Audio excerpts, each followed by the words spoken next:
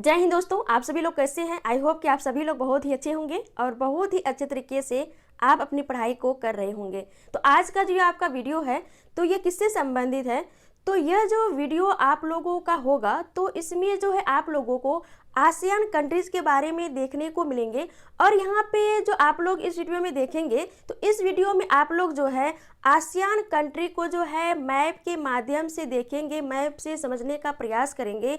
और जितने भी आसियान कंट्रीज है, कब इसकी स्थापना हुई और कौन कौन से जो है कंट्रीज इसके अंतर्गत आते हैं और इसके अंतर्गत जो भी कंट्रीज आते हैं तो इन कंट्रीज का जो है भारत के साथ क्या रिलेशन है, यहाँ पे वह भी थोड़ा बहुत देखने को आप लोगों को मिलेंगे। और इसके साथ ही साथ आप लोगों को यहाँ पे यह भी देखने को मिलेंगे कि आसियान कंट्री जो है तो इसकी क्या इम्पोर्टेंस है, इसके साथ ही साथ क्या इसकी जो है मुख्य विशेषताएं हैं, यहाँ पे आप लोगों को जो है ये सारे जो है आप लोगों को इस वीडियो में देखने को मिलेंगे। तो इस दृष्टिकोण से देखें तो यह वीडियो आप लोगों के लिए बहुत ही इंपॉर्टेंट्स रहने वाले हैं, तो इसीलिए जो है वीडियो में हमारे साथ अंत तक बने रहेंगे। तो चलिए हम लोग आज देखते हैं आसियान कंट्री को मैप के माध्यम से। सबसे पहले हम लोग यह समझते हैं कि आसियान क्या, आसियान का फुल फॉर्म होता है association of south east Asian Nations होता है। क्या होता है? Association of south east Asian nation. देखिए ये कहाँ से निकल के आया, इसके बारे में हम लोग थोड़ा यहाँ पे देख लेते हैं, क्योंकि विद्यार्थी रटने लगते हैं। जैसे एशियन आया तो एशियन का फुल फॉर्म कभी कभी एग्जाम में जो है वन लाइनर जो पीटी का एग्जाम होता है तो उसमें कभी कभी पूछ लिए जाते हैं। तो उसमें स्टूडेंट क्या करते हैं कि एशियन का जो फुल फॉर्म होता है उसको रटने लगते हैं, तो रटने की यहाँ पे जरूरत ही नहीं है। तो चलिए हम लोग थोड़ा देखते हैं एशियन जो निकल के आया वह कहाँ से आया। देखिए एशिया है, मान लीजिए कि एशिया का मैं एक तरह से डायरेक्शन यहाँ पे पुट कर रही हूँ, तो मान लीजिए ये एशिया है, ठीक है। ये उत्तर हुआ, ये दक्षिण, ये पूरब, ये पश्चिम। ओके, तो ये आसियान कंट्रीज जो है यह इस साइड में पड़ती है, इधर ही जो है जितने भी आसियान कंट्रीज है यह इधर पड़ती है।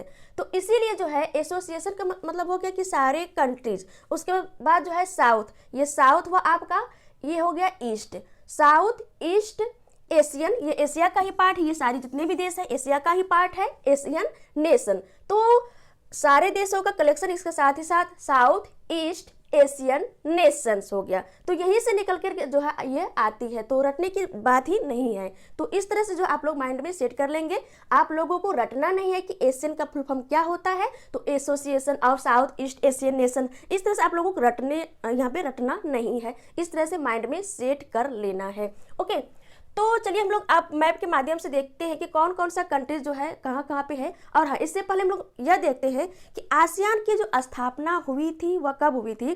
तो आसियान की जो स्थापना हुई थी वह 8 अगस्त या 8 अगस्त हम लोग बोल सकते हैं 1967 को हुई थी आसियान की स्थापना। और आसियान के अंतर्गत जो है 10 कंट्री आते हैं। कितने कंट्री आते हैं? 10 कंट्री आते हैं, कंट्री नहीं कंट्रीज आते हैं। कितना? 10 कंट्रीज जो है आसियान के अंतर्गत आते हैं। और इसकी स्थापना जो हुई थी 8 अगस्त 1967 को हुई थी। और क्यों जो है यह एक तरह संगठन या क्यों बना, क्योंकि आसियान के अंतर्गत जो 10 कंट्रीज आते हैं तो ये सारे देश आपस में मिल करके जो है, चाहे वह आर्थिक सहयोग हो, राजनीतिक सहयोग हो या सुरक्षा के दृष्टिकोण से सहयोग हो, आपस में एक सहयोग कर सके। इस दृष्टिकोण से जो है ये सारे देशों ने मिलकर के जो है 10 देशों ने मिलकर के जो एक संगठन बनाया जिसको कि हम लोग आसियान के नाम से जानते हैं। और इसकी जो स्थापना हुई थी 8 अगस्त 1967 को हुई थी। तो आप लोग इस डेट को भी आप लोग माइंड में रख ले, क्योंकि इससे भी एग्जाम में क्वेश्चन देखने को मिलता है। ओके, तो आइए हम लोग यहाँ पे अब देखते हैं कि आसियान के अंदर 10 कंट्री जो आते हैं वो कौन कौन से हैं। तो इसमें से आपका यह जो है आपका म्यांमार है। कौन सा है? म्यांमार। और इधर जैसे कि यह म्यांमार है, तो म्यांमार से कौन कौन से जो है स्टेट जो है इंडिया का स्टेट्स जो है इससे लगते हैं। तो जो पूर्वोत्तर का जो राज्य है ये सारे स्टेट जो है 4 राज्य जो है इससे म्यांमार से लगते हैं। कितने? 4 राज्य। इसमें आपका अरुणाचल प्रदेश आ जाता है, उसके बाद नागालैंड, मणिपुर, इसके बाद मिजोरम। ये चारों राज्य जो है म्यांमार से लगते हैं। तो ये भी आप लोग जो माइंड में रखेंगे, कितने राज्य जो है म्यांमार से, भारत के कितने राज्य म्यांमार से लगते हैं। तो 4 राज्य जो है 4 राज्य म्यांमार से लगते हैं। कौन कौन सा आपका? अरुणाचल प्रदेश, उसके बाद आता है नागालैंड, उसके बाद आपका मणिपुर, उसके बाद आपका कौन सा आ जाता है? मिजोरम। तो ये 4 राज्य जो है म्यांमार से लगते हैं। तो यह म्यांमार हो गया। उसके बाद यह जो म्यांमार से ये सटा हुआ देश, इसको यदि हम लोग बात करें तो यह जो है कौन सा देश है? थाईलैंड। यह म्यांमार हो गया। इसके बाद यह थाईलैंड है। थाईलैंड के बाद यह कौन सा कंट्री है? तो यह आपका लाओस है। लाओस के बाद यह कौन सा कंट्री है? तो यह वियतनाम है आपका। और ये हो गया आपका पूरा वियतनाम, यहां से लेके यहां तक। यह कौन सा कंट्री है? यह आपका कंबोडिया है।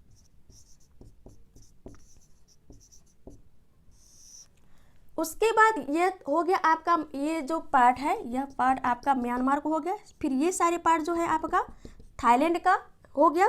इसके बाद यह जो है आपका यह मलेशिया का पार्ट है। देखिए मलेशिया जो है एक तरह से कहें तो यह भी एक तरह से प्रायद्वीप है, यह भी है एक तरह से, यह द्वीप हो गया, यह आपका प्रायद्वीप हो गया। तो मलेशिया जो था करोड़ों वर्ष पहले जो था यह मलेशिया पूरे मलेशिया था। लेकिन करोड़ों वर्ष पहले जो हुआ, क्या हुआ कि बहुत ही बड़ी तूफान आई।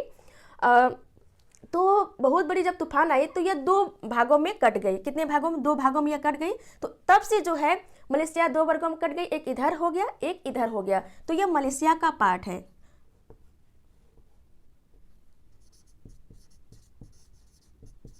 मलेशिया इधर भी आपका है, मलेशिया इधर भी है।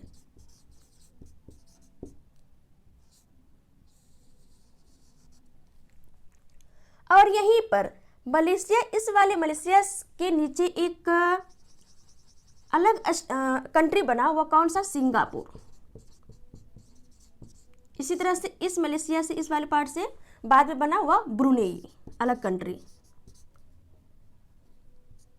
ब्रुनेई। तो कितना कंट्री हो गया आपका? 10 कंट्री में से 1 2 3 4 5, इसके बाद ये 6, उसके बाद 7 8 कंट्री हो गया। अब चलिए हम लोग 2 कंट्री को देखते हैं कौन कौन सा कंट्री है। तो ये जो पूरा पार्ट हो गया आपका, यह आपका हो गया फिलीपींस। मैं इसको इरेज कर रही हूँ, ये सारे को मैं इरेज करती हूँ यहाँ पे।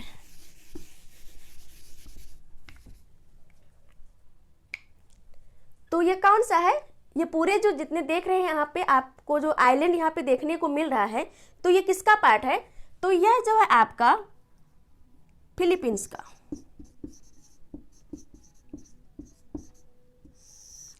इसके बाद नीचे जितने भी यहाँ पे आइलैंड देख रहे हैं ये सारे, ये कौन सा कंट्री जो है, इतने आइलैंड में मिल करके कौन सा कंट्री जो है बनते हैं, या कौन सा कंट्री है? तो ये जो है पूरे इंडोनेशिया है।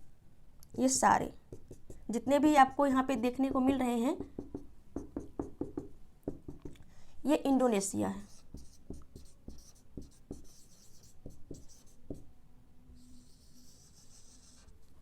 ये सारे इंडोनेशिया है। और इंडोनेशिया जो है लगभग एक तरह से कहें तो 13,000 से भी ज़्यादा द्वीपों से मिलकर के जो है बना हुआ है। कौन सा? इंडोनेशिया जो कंट्री है 13,000 से अधिक द्वीपों से मिलकर के बना हुआ है इंडोनेशिया। तो इसीलिए दुनिया का सबसे बड़ा जो है द्वीपों वाला समूह है तो वो कौन सा है? तो वह इंडोनेशिया ही है। तो इस बात को भी आप लोग ध्यान में रखेंगे। और आइए हम लोग यहाँ पे एक एक करके थोड़ा बहुत इसके बारे में जानकारी प्राप्त करते हैं, जिससे कि एग्जाम में आपके क्वेश्चन देखने को मिलते हैं। सबसे पहले हम लोग यह देख लेते हैं कि इसके जो कैपिटल और करेंसी है तो वो कौन कौन सा है, क्योंकि एग्जाम में यह भी क्वेश्चन आते हैं। तो म्यांमार का जो कैपिटल है वो कौन सा है? तो वह है आपका नेपीताओ, और इसका करेंसी है क्या? म्यांमार का क्यात। म्यांमार का आपका कैपिटल हो गया नेपीताओ, और उसके बाद करेंसी है क्यात। और उसके बाद थाईलैंड का जो कैपिटल है वह कौन सा है? बैंकॉक, और इसका करेंसी क्या है? बहत। उसी तरह से लाओस का जो कैपिटल है वह कौन सा है? वियंतियान। क्या है? वियंतियान, और इसका करेंसी क्या है? किप।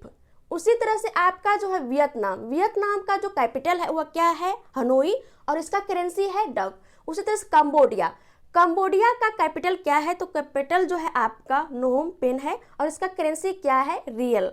ओके। और फिलीपींस का कैपिटल क्या है? मनीला, और इसका करेंसी क्या है? पेसो। इसी तरह से आपका जो मलेशिया का करेंसी क्या है, तो मलेशिया का करेंसी, उसके पहले हम लोग यह देख लेते हैं कि मलेशिया का जो कैपिटल है वह क्या है, तो कैपिटल है कुआलालंपुर और इसका करेंसी है रिंगरिट।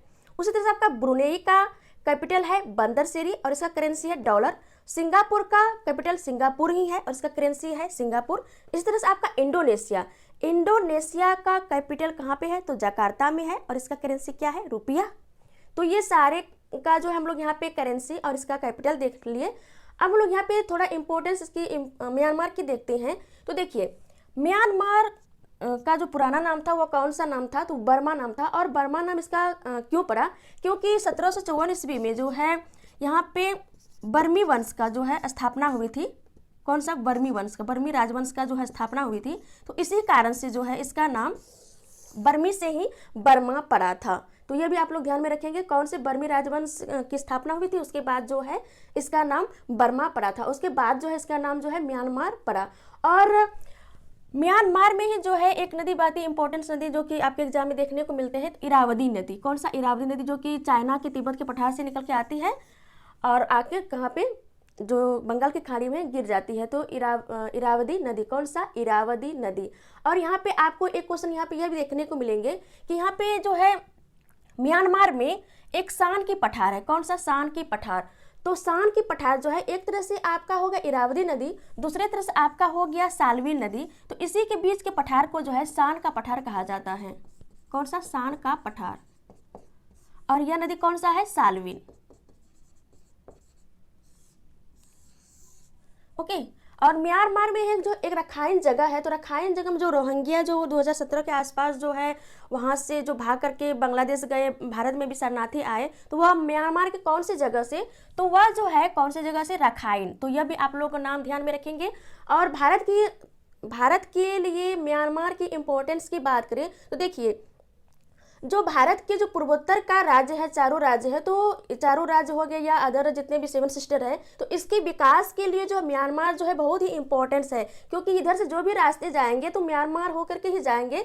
और पूर्वोत्तर राज्यों के डेवलपमेंट के लिए जो बहुत ही इम्पोर्टेंट है म्यांमार। और वैसे भी आसियान के लिए भी जो है बहुत ही इम्पोर्टेंट है, क्योंकि आसियान के जितने भी कंट्री हैं वह जो लगभग जुड़ेंगे तो म्यांमार होकर के जुड़ेंगे। और हाल ही में जो है एक प्रोजेक्ट लाई गई है जिसको कि हम लोग कौन से प्रोजेक्ट के नाम से जानते हैं, तो Sittwe Kaladan multi modal project. कौन सा, Sittwe Kaladan multi modal project के नाम से जानते हैं। यह जो है म्यांमार और भारत के लिए जो है बहुत ही इम्पोर्टेंट रहने वाले हैं, क्योंकि भारत के जो पूर्वोत्तर राज्य जो है 7 सिस्टर्स जो है, तो इसके डेवलपमेंट के लिए जो है यह जो आपका Sittwe Kaladan multi modal project है यह मोस्ट इम्पॉर्टेंट रहने वाले हैं। देखिए सितवे क्या है, तो सितवे जो है म्यांमार का एक बंदरगाह है जिसको हम लोग सितवे बंदरगाह के नाम से जानते हैं, सितवे बंदरगाह। और भारत का जो मिजोरम स्टेट पड़ता है, कौन सा, मान लीजिए कि मिजोरम यहाँ पे पड़ता है, तो मिजोरम स्टेट जो पड़ता है, तो मिजोरम से एक नदी आती है जिसको हम लोग कालादान नदी के नाम से जानते हैं। और इसी होकर के यह जो यहाँ पे बंगाल की खाड़ी में गिर जाती है। तो यह हो गया आपका सितवे पोर्ट। इसके बाद यह हो गया आपका कालादान नदी।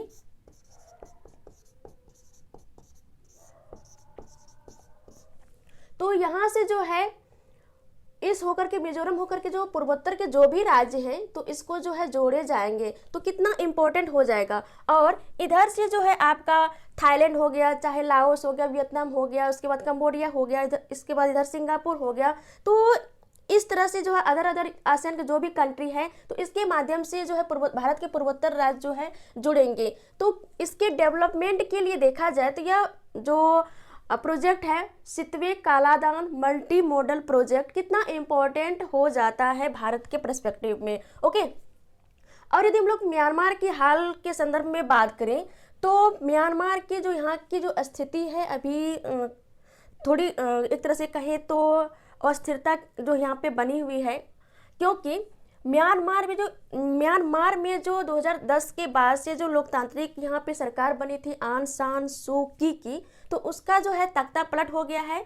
और इसके जगह जो है सेना का जो यहाँ पे एक तरह से यहाँ पे सेना की जो सरकार बन चुकी है, क्योंकि 2010 से पहले जो है यहाँ पे सेना का दबदबा था और सेना में से कोई जनरल ही जो यहाँ के राष्ट्रपति बने थे। उसके बाद जो है फिर जो हाल फिलहाल में जो है आंग सान सूकी की जगह जो है अब कोई जनरल ही यहाँ पे जो है कमान संभाल रहे हैं, उसी का दबदबा यहाँ पे हो गया है और यहाँ पे इमरजेंसी लगा दी गई है।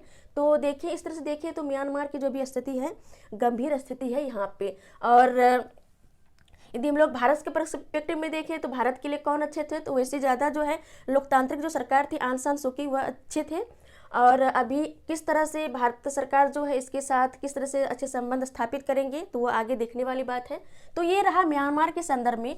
अब चलिए हम लोग यहाँ पे आगे देखते हैं थाईलैंड। देखिए थाईलैंड को जो है सफ़ेद हाथियों का देश कहा जाता है, क्योंकि बहुत ही बड़ी मात्रा में जो यहाँ पे थाईलैंड में जो है सफ़ेद हाथियाँ पाई जाती है। कौन सी हाथी? सफ़ेद हाथियाँ पाई जाती है। तो इसी कारण से जो है थाईलैंड को सफ़ेद हाथियों का देश कहा जाता है। ओके, और थाईलैंड के इस वाले पार्ट में जो है एक नहर बनने वाली थी जिसको कि हम लोग करा नहर के नाम से जानते। और क्योंकि करा नहर के नाम से क्यों जानते, क्योंकि यहीं पे जो एक करा जो है एक तरह से जल संधि कहें या एक तरह से हम लोग दूसरे शब्द में कहें तो करा जल डमरू मध्य यहाँ पे है।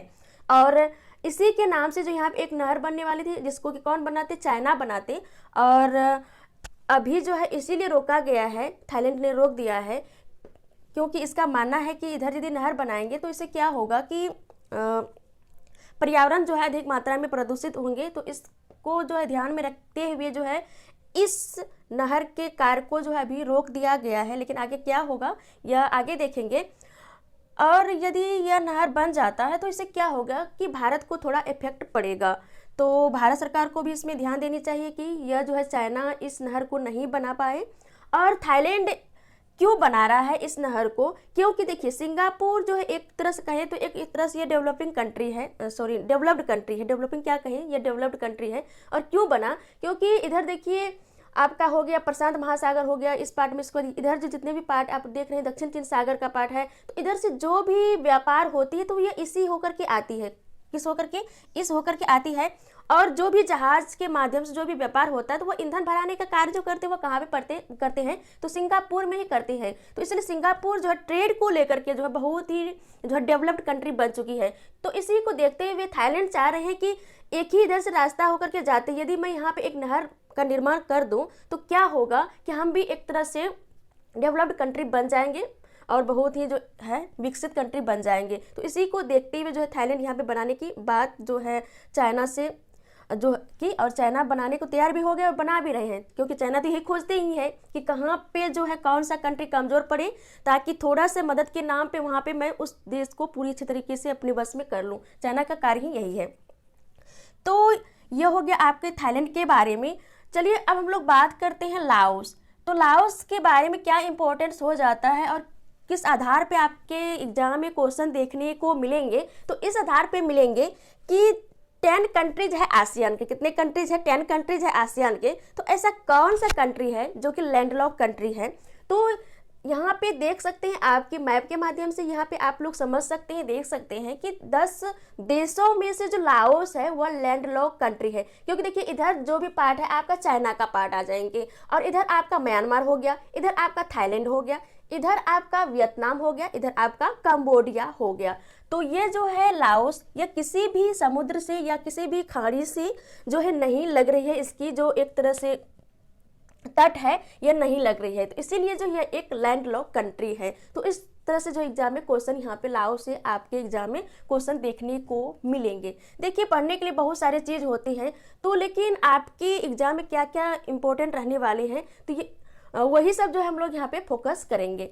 तो ये हो गया लाओस के बारे में। चलिए हम लोग कंबोडिया के बारे में देखते हैं। तो देखिए कंबोडिया में जो है एक बहुत ही फेमस मंदिर है विष्णु जी का। वो कौन सा मंदिर है? तो अंकोर वाट का मंदिर। ना जाने कितना एग्जाम्स में जो है यह क्वेश्चन पूछा गया है, आपके आने वाले एग्जाम में भी जरूर देखने को मिलेंगे। तो कंबोडिया में कौन से मंदिर है? तो अंकोर वाट का मंदिर है। कौन सा? Angkor Wat. और इसको किसने बनाया था? तो हिंदू राजा सूर्यवर्मन ने बनाया था। तो यह भी पॉइंट को आप लोग नोटिस करेंगे और ध्यान में रखेंगे। तो यह हो गया आपके कंबोडिया के बारे में। चलिए हम लोग वियतनाम के बारे में भी थोड़ा जान लेते हैं कि वियतनाम जो है यह क्यों इम्पोर्टेंट है? देखिए, जिस समय भारत में जो है ब्रिटिश ईस्ट इंडिया कंपनी की जो शासन थी, उसी समय जो है इन तीनों देशों में जो कौन से देश का शासन यहाँ पे था, तो वह फ्रांस का। कौन सा? फ्रांस का। देखिए, सब यूरोपियन जो है कहीं ना कहीं एशिया में आकर के भर गए थे। जिस तरह से आपका ब्रिटेन जो है उधर आपका भारत को जो है उस तरह से चाइना से व्यापार भी कर रहे थे, म्यांमार को भी अपने वश में कर लिए थे, उसी तरह से फ्रांस जो है लाओस, वियतनाम, कंबोडिया, इन तीनों जो देशों में जो शासन था, किसका शासन था? फ्रांस का। और इसको जो हम लोग किस नाम से उस समय जानते थे, जिस समय फ्रांस का इन तीनों देशों में शासन था, तो इन तीनों देशों को कंबाइंड रूप से जो हम लोग फ्रेंच ईस्ट इंडिया के नाम से जानते थे। कौन सा? फ्रेंच ईस्ट इंडिया के नाम से जानते थे। तो इसीलिए जो है एग्जाम में, अभी एग्जाम में क्वेश्चन देखने को, चाहे आपके यूपीएससी के पीटी में हो, चाहे आपका बीपीएससी की बात हो या कोई स्टेट पीसीएस की बात हो, तो उसमें एग्जाम में क्वेश्चन देखने को मिलता है कि फ्रेंच ईस्ट इंडिया का जो है कौन सा देश उस समय, सॉरी, इस तरह से क्वेश्चन बनता है, मैं फिर से यहाँ पे री कर रही हूँ कि फ्रेंच ईस्ट इंडिया का कौन सा देश, जो इनमें से कौन सा देश नहीं है। तो इस तरह से जो आपके एग्जाम में क्वेश्चन दे दिए जाते हैं, उसके बाद आपको ये तीनों ऑप्शन तो वहाँ पे रहेंगे ही, इसके साथ ही साथ चौथा ऑप्शन कोई और दे देंगे। तो आपको वहाँ पे राइट आंसर को चूज करना होता है। तो आपके वहाँ पे जब तक समझ नहीं रहेंगे कि कौन कौन से कंट्री जो फ्रेंच ईस्ट इंडिया के अंतर्गत आते हैं, तो तब तक आप लोग जो है आते थे, तो वह तब तक जो आप लोग सही आंसर को नहीं क्लिक कर पाएंगे। तो यह जानना बहुत ही इम्पॉर्टेंट हो जाता है। ओके, और एक मोस्ट इम्पॉर्टेंट जो है एक नदी से रिलेटेड यहाँ पे एग्जाम में, आपके एग्जाम में क्वेश्चन देखने को मिल जाता है। तो वो कौन सा नदी है? तो मेकांग नदी है। कौन सा? मेकांग नदी। देखिए, इधर से 2-3 ही नदी से रिलेटेड जो एग्जाम में क्वेश्चन आपको देखने को मिलता है। एक तो आपका इरावदी नदी जो कि म्यांमार से होकर के गुजरती है, एक तरफ से आपका इधर से इरावदी, एक तरफ से इधर साल्वी नदी जिसके बीच में सान का पठार जो कि म्यांमार में पड़ता है। और दूसरी हम लोग बात करते हैं मेकांग नदी। मेकांग नदी कहाँ से निकलती है? तिब्बत के पठार से ही निकलती है। मैं मान के चलिए इसको मेरे थोड़ा कर रही हूँ, क्योंकि यह तो आप लोग समझ गए हैं। तो मेकांग नदी जो निकलती है वह किस तरह से यहाँ पे आती है? तो देखिए, मेकांग नदी, मैं इसको मान रही हूँ मेकांग नदी है। मेकांग ये तिब्बत के पठार से निकलती है, थोड़ा सा टच जो है म्यांमार को करती है, उसके बाद यह जो है थाईलैंड को टच नहीं करती है। उसके बाद यह प्रवेश कर जाती है लाओस में। लाओस होते हुए कंबोडिया होते हुए यह कहाँ पे गिर जाती है? यह दक्षिण चीन सागर में जो है, या प्रशांत का जो एरिया है, प्रशांत महासागर का, इधर गिर जाती है। तो इस नदी को लेकर के क्या यहाँ पे जो है महत्वपूर्ण या महत्ता हो जाती है, जिसके कारण यहाँ से एग्जाम में क्वेश्चन देखने को मिलता है। क्योंकि देखिए, इसके जो मेकांग नदी के जो पानी आती है, तो इसमें जो है इन तीनों चारों देशों के बीच जो है थोड़ा सा क्या सी हो जाती है कि एक तरह से देखें तो यहाँ पे जो है तीनों चारों में, एक तरह से यहाँ पे देखें तो एक तरह झगड़ा का भाव, एक तरह से दूसरी तरह से कहें तो थोड़ा सा ये आ जाता है कि मेकांग नदी का जो पानी है, म्यांमार कहते हैं कि हम बांध बना करके हम लेंगे, लाओस कहते हैं कि हम लेंगे इसके पानी को बांध बना करके, थाईलैंड कहते हैं कि हम लेंगे। तो ये इन तीनों में जो है थोड़ा सा अनबन इस नदी के पानी को लेकर के थोड़ा सा हो जाती है। ओके, और कंबोडिया का यह मानना होता है कि आप तीनों देश कितना भी इस नदी के पानी को रोकेंगे, क्योंकि लास्ट में जो है हमसे ही होकर के ये बहती है, तो लास्ट में तो यहाँ पे पानी आएंगे ही, तो इसलिए इसमें जो है यह नहीं पड़ते हैं। मेकांग नदी का पानी लास्ट में इसके होकर के जाएंगे ही, इसीलिए इस कंट्री में पानी की जो एक तरह से इम्पोर्टेंस है, पानी की जो पूर्ति हो ही जाती है। तो इसीलिए जो है ये उतने जो है एक्टिव, उतना इस तरह से कहें तो नहीं रहते हैं। एक्टिव तो रहते हैं इस तरह से, एक तरह से झंझट की बात करें तो इसमें नहीं रहते हैं कंबोडिया। तो ये हो गया आपके ये सारे जो आसियान कंट्रीज है इससे रिलेटेड आपके फैक्ट। अब चलिए हम लोग बात करते हैं मलेशिया। देखिए, मलेशिया क्यों इम्पोर्टेंट है? मलेशिया में सर्वाधिक जो रबड़ होता है तो यह यहीं पे होता है। कहाँ पे? मलेशिया में होता है। कहाँ पे? मलेशिया में होता है। मोस्ट इम्पोर्टेंट हो जाता है। और मलेशिया जो है, मलेशिया पाकिस्तान के फेवर में अधिक रहते हैं। किसके फेवर में? पाकिस्तान के फेवर में अधिक रहते हैं। और मलेशिया जो है मुस्लिम बाहुल्य कंट्री है। और इस तरह से हम लोग इंडोनेशिया को भी देखें तो इंडोनेशिया भी जो है मुस्लिम बाहुल्य कंट्री है, और सबसे बड़ा मुस्लिम बाहुल्य कंट्री वो इंडोनेशिया ही है। फिर भी यह जो है भारत के साथ, इसका जो संबंध इंडोनेशिया का, वो भारत के साथ अच्छे संबंध है, परंतु मलेशिया का जो संबंध की बात करें तो यह पाकिस्तान के फेवर में ज़्यादा रहते हैं। तो यह हो गया मलेशिया की बातें। यदि हम लोग सिंगापुर की बात करें तो देखिए, सिंगापुर सिंगापुर या सिंगापुर का जो भारत के साथ संबंध है ये बहुत ही अच्छे संबंध है, और यह ट्रेड को लेकर के इधर जो भी ट्रेड होती है ट्रेड को लेकर के जो ये एक डेवलप्ड कंट्री बन चुकी है। और ब्रुनेई जो है यह मोस्ट इंपॉर्टेंट है। यहाँ पे जो है क्या पाई जाती है मुख्य रूप से, तो पेट्रोलियम के लिए जो मोस्ट इंपॉर्टेंट है, यहाँ पे पेट्रोलियम जो है अच्छी मात्रा में यहाँ पे पाई जाती है। तो यह ब्रुनेई हो गया आपका। अब चलिए इंडोनेशिया के बारे में हम लोग अध्ययन करते हैं, उसके बाद आएंगे हम लोग फिलीपींस। देखिए इंडोनेशिया, ये जितने भी पार्ट हैं ये इंडोनेशिया है, और यह जो आपका ब्रुनेई हो गया, मलेशिया हो गया, और ये पार्ट ये देखिए तो ये जो है आपका एक द्वीप है। क्या है? ये एक द्वीप है। तो ये एक द्वीप जो है, कौन सा द्वीप है? तो वह बोर्नियो द्वीप है। और बोर्नियो द्वीप जो है एशिया का सबसे बड़ा द्वीप है। देखिए हम लोग सबसे यह देखते हैं कि द्वीप क्या होता है, उसके बाद जो महाद्वीप क्या होता है, उसके बाद आपका एक आ जाता है आपका प्रायद्वीप, और एक होता है अंतरीप। तो देखिए जब छोटा सा चारों तरफ जो एक स्थल हो, मान लीजिए एक स्थल है, इसके चारों ओर पानी है, छोटा सा स्थल हो, इसके चारों ओर पानी हो, तो इसको हम लोग क्या नाम से जानते हैं? द्वीप के नाम से जानते हैं। और वो एक बड़ा स्थल हो, उसके चारों तरफ पानी हो, तो इसको हम लोग किस नाम से जानते हैं? इसको हम लोग जो है महाद्वीप के नाम से जानते हैं। और प्रायद्वीप को जो है हम लोग प्रायद्वीप किसको प्रायद्वीप के नाम से जानते हैं? तो एक ऐसा स्थलीय भाग जिसके कि तीनों ओर से जो है, जिसके तीनों ओर पानी हो, एक ऐसा स्थलीय भाग जिसके कि तीनों ओर पानी हो, इधर स्थल हो, इधर तीनों ओर पानी हो, तो इसको जो हम लोग किस नाम से जानते हैं? तो उसको हम लोग प्रायद्वीप के नाम से जानते हैं। एक छोटा सा स्थलीय भाग जिसके कि तीनों ओर पानी हो, क्योंकि देखिए ये स्थलीय भाग है लेकिन बड़ा सा है, यहाँ पे स्थलीय भाग है लेकिन छोटा सा है, तो इसको हम लोग किस नाम से जानते हैं? अंतरीप के नाम से जानते हैं। तो ये भी आप लोग डिफरेंस जो है माइंड में रखेंगे, क्योंकि भूगोल को समझने में जो है आसानी होगी। तो इसको जो हम लोग किस नाम से जानेंगे, क्योंकि ये एशिया कॉन्टिनेंट के अंतर्गत आते हैं या एशिया महाद्वीप के अंतर्गत आते हैं, तो ये बोर्नियो, और बोर्नियो को हम लोग द्वीप के नाम से जानते हैं। और एशिया का सबसे बड़ा जो द्वीप है वह कौन सा है? बोर्नियो है। यदि हम लोग पूरे वर्ल्ड की बात करें तो पूरे वर्ल्ड का जो सबसे बड़ा जो द्वीप है वह कौन सा है? तो आपका ग्रीनलैंड हो जाएगा, जो कि डेनमार्क के अंतर्गत आते हैं। तो यह हो गया तो बोर्नियो द्वीप में जो है कितने कंट्री? 3 कंट्री, एक ब्रुनेई, मलेशिया, और यह जो है एशिया नहीं, इंडोनेशिया का यह पार्ट आ जाता है। तो चलिए हम लोग देखते हैं अब यह जो आप द्वीप देख रहे हैं, इंडोनेशिया जो है 13,000 से अधिक द्वीपों का समूह वाला देश है। और यहाँ से बहुत सारे क्वेश्चन देखने को मिलते हैं, क्योंकि देखिए दुनिया का सबसे बड़ा द्वीपों वाला समूह वाला देश जो है वो कौन सा है? तो वो इंडोनेशिया ही है। और इंडोनेशिया में सबसे बड़ा द्वीप की बात करें तो ये जो बोर्नियो का जो पार्ट आ जाता है, तो सबसे बड़ा यह आ जाता है। उसके बाद यह जो आप द्वीप देख रहे हैं, इंडोनेशिया का जो पार्ट देख रहे हैं, इसको हम लोग किस नाम से जानते हैं? तो सुमात्रा। और सर्वाधिक यहाँ पे जो भूकंप आती है, क्या आती है? भूकंप। और भूकंप जब आती है तो यहाँ से भूकंप जब आती है तो यहाँ से जिप्सम निकलती है। तो सर्वाधिक जिप्सम जो होता है वह सुमात्रा द्वीप में ही होता है, क्योंकि यहाँ पे जो है क्या होता है? अधिक मात्रा में जो है भूकंप आती है। यह हो गया आपका जावा। कौन सा द्वीप? जावा द्वीप। और जावा द्वीप में क्या है? तो जावा द्वीप में ही जो आपका जो इंडोनेशिया का कैपिटल जकार्ता है, तो वह जावा द्वीप में ही है। कहाँ पे है?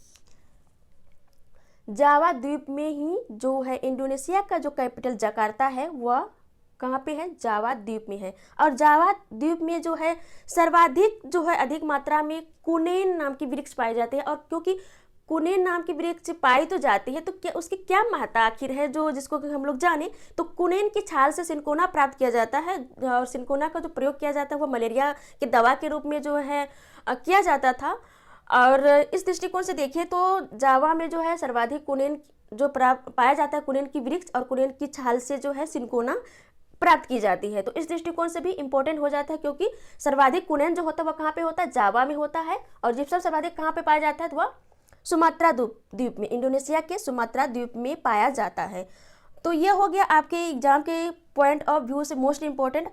और देखिए ये जो आप ये सारे जो पार्ट यहाँ पे देखेंगे मैप में, यदि आप लोग मैप को अध्ययन करते होंगे तो आप जानते होंगे कि ये जो है किसका पार्ट आ जाता है। तो ये सारे जो पार्ट जो हिंद महासागर के आ जाते हैं। और हिंद महासागर का जो सबसे गहरा खाई जो है वो कौन सा खाई है, तो वो है सुंडा खाई। कौन सा, सुंडा गर्त या सुंडा खाई। और सुंडा खाई कहाँ पे पड़ता है, तो यही जावा जो द्वीप है, इंडोनेशिया का पार्ट जो जावा द्वीप है, इसी के नीचे जो है सुंडा खाई है, सुंडा खाई या सुंडा गर्त। और सुंडा गर्त को जो है कभी कभी आपके एग्जाम में जावा गर्त के नाम से भी वहाँ पे पुट कर दिया जाता है। क्यों पुट किया जाता है, क्योंकि जावा द्वीप के ही निकट है, इसी कारण से जो है जावा द्वीप के निकट होने के कारण जो है सुंडा गर्त को जो है आपके एग्जाम में जावा गर्त के नाम से भी पुट कर दिया जाता है, या सुंडा गर्त को जावा गर्त के नाम से भी जाना जाता है। तो इसको जो आप लोग ध्यान में रखेंगे, क्योंकि बहुत ही बार एग्जाम में क्वेश्चन देखने को मिल गया है। और सुंडा से रिलेटेड यहाँ पे एक क्वेश्चन और बनता है कि सुमात्रा और जावा द्वीप, जो इंडोनेशिया का सुमात्रा द्वीप और जावा द्वीप जो पार्ट है, तो इन दोनों को आपस में जो कनेक्ट करता है वो कौन सा जल संधि है, तो वो कौन सा जल संधि है, सुंडा जल संधि। ओके, तो यह भी इंपॉर्टेंट हो जाता है। और इंडोनेशिया से रिलेटेड बात करें तो देखिए, यह जो आपका गिनी नाम का एक तरह से गिनी नाम का एक द्वीप है, ये पूरे जो आप देख रहे हैं गिनी नाम का जो है एक द्वीप है, लेकिन इंडोनेशिया का जो पार्ट पड़ता है, गिनी द्वीप का आधा पार्ट इंडोनेशिया का पड़ता है, आधा जो पार्ट पड़ता है आपका जो ओशिनियाई जो कॉन्टिनेंट है उसका पार्ट पड़ जाता है, जिसमें कि आपका जो पापुआ न्यू गिनी वाला जो कंट्री आता है, इस पार्ट में पापुआ न्यू गिनी नाम की कंट्री है, इस साइड में यह इंडोनेशिया का पार्ट आ जाता है। और इसको हम लोग किस नाम से जानते हैं, इरियन जया। तो इसको भी जानना आपके लिए इंपॉर्टेंट हो जाता है। ओके, लेकिन यह कौन से द्वीप का पार्ट है, गिनी पार्ट, गिनी कॉन्टिनेंट, कॉन्टिनेंट नहीं, गिनी द्वीप का। तो ये रहा आपके लिए इंडोनेशिया से संबंधित मोस्ट इंपॉर्टेंट जो द्वीप है, इससे रिलेटेड क्या क्या आपके एग्जाम में क्वेश्चन देखने को मिल सकते हैं। देखिए, इंडोनेशिया 13,000 द्वीपों का समूह है, तो 13,000 द्वीपों के बारे में जानना यहाँ पे पॉसिबल नहीं है। यदि जान भी लेंगे तो जान के करेंगे क्या, क्योंकि इंडोनेशिया के आप तो रहने वाले हैं नहीं, इंडोनेशिया के एग्जाम में तो बैठेंगे नहीं कि आपको इंडोनेशिया के डीप से एक एक द्वीप के बारे में जानना आवश्यक हो, तो यहाँ पे जानने की आवश्यक नहीं है। ये सारे जो बड़े बड़े द्वीप है इसके बारे में जानना इंपॉर्टेंट हो जाता है, क्योंकि इसी सबसे जो एग्जाम में क्वेश्चन उठाते हैं। इस तरह से इंडोनेशिया एक द्वीप हो जाता है, इसको कि जिसको हम लोग सुलवेसी इस तरह से नाम आता है, यहाँ पे माइंड मेरा स्किप कर रहा है, तो इसी तरह से सुलवेसी इस तरह से यहाँ पे एक आ जाता है। तो इसी सारे से जो है आपके एग्जाम में क्वेश्चन देखने को मिलता है। और यहाँ पे एक क्वेश्चन और एराइज होता है कि देखिए, यहाँ पे तो मैं थोड़ा सा चौड़ी यहाँ पे बना दी हूँ, लेकिन यहाँ पे सकड़ी है, इसको यदि मैं इसको थोड़ा लॉन्ग कर दूँ यहाँ पे इस तरह से, तो सिंगापुर होकर के जो भी एक तरह सकरी रास्ता आती है, तो इसी होकर के इधर जो है हिंद महासागर में प्रवेश करती है। तो इस जल संधि को कौन सा, हिंद महासागर या प्रशांत महासागर, या दूसरे से इस तरह से भी आ सकता है कि हिंद महासागर और दक्षिण चीन सागर को जोड़ने वाली जल संधि वो कौन सी है, तो मलक्का जल संधि है। इसको हम लोग मलक्का जल संधि के नाम से जानते हैं।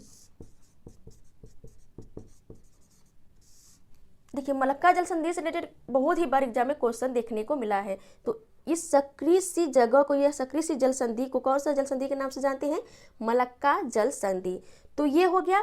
अब चलिए हम लोग यहाँ पे आते हैं फिलीपींस। देखिए, फिलीपींस रिलेटेड क्या क्या आपके एग्जाम में क्वेश्चन देखने को मिलता है, यह आता है कि जो क्योंकि फिलीपींस जो आपका है, फिलीपींस जो है यह इसका कुछ हिस्सा आपका दक्षिण चीन सागर में भी पड़ता है, कुछ हिस्सा जो आपका प्रशांत महासागर का पार्ट है।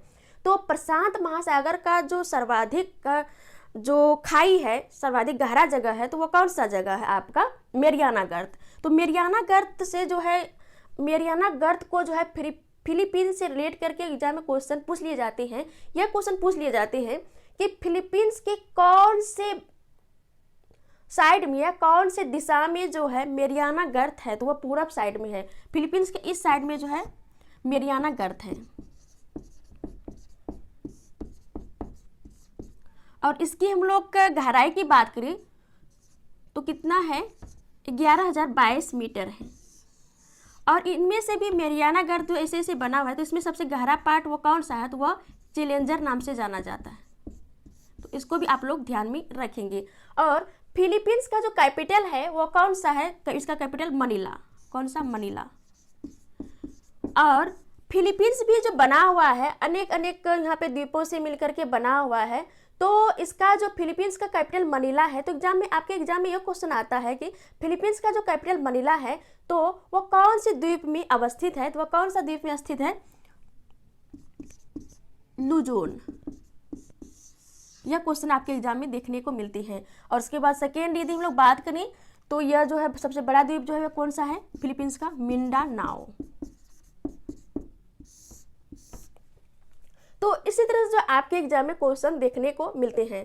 तो इस तरह से जो है हम लोग आसियान के जितने भी कंट्री थे, 10 कंट्रीज थे, तो 10 देशों के बारे में जो है हम लोग यहाँ पे जाने, मैप के माध्यम से यहाँ पे देखें कि कौन से कंट्री कहाँ पे अवस्थित है, किस तरह से जो है सीमा बनाती है, कौन सा लैंडलॉक कंट्री है, उसके बाद भारत के साथ इसकी क्या इम्पोर्टेंस है, भारत के साथ किस तरह से यह जो है इम्पोर्टेंस रखती है।